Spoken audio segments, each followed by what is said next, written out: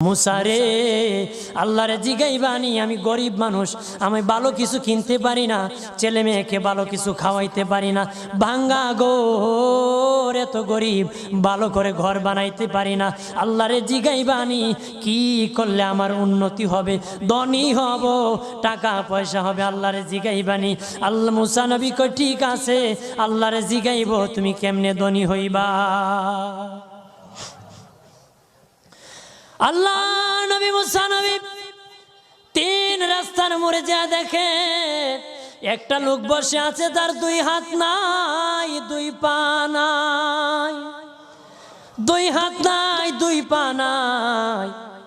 ওই লোক ডাক দিয়া কয়, মুসা রে, জীবনে কোনোদিন নিজে হাঁটতে পারি নাই, নিজ হাতে খেতে পারি নাই, কেউ খাওয়াইলে খাই, নতুবা উপবাস থাকি, বৃষ্টি আসলে ভিজি, সেখানে আমি